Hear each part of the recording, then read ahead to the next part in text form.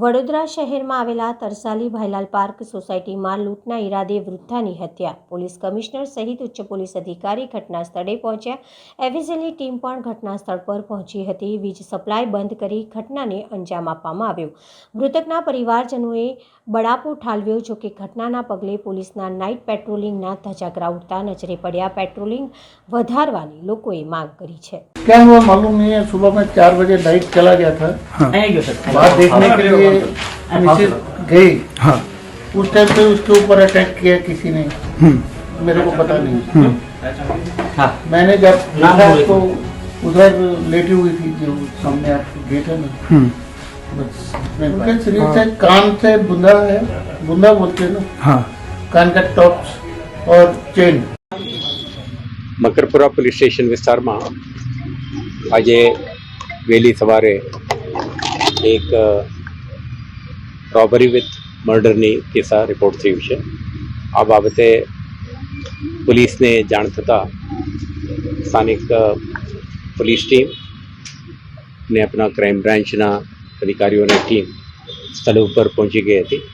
અત્યારે હું પણ સ્થળ નિરીક્ષણ કરીને આપણા બનાવવાળી જગ્યાએ જે પરિસ્થિતિ છે, સંભવિત જે ક્રિમિનલની એન્ટ્રી પોઈન્ટ, કેવી રીતે ઘરની અંદર વીજળી કટ ઓફ કરવાની જે પ્રયાસ થયું છે, અને તે પછી ઘરમાં રહેતા 2 સિનિયર સિટીઝનોમાંથી એક બહેનને ઇન્જરી પહોંચાડીને એમના કાનના બૂટી અને ગલાના એક ચેઇનનું જે રોબરીના સમગ્ર ઘટનાક્રમ બાબતે આપણે વિઝિટ કરી છે.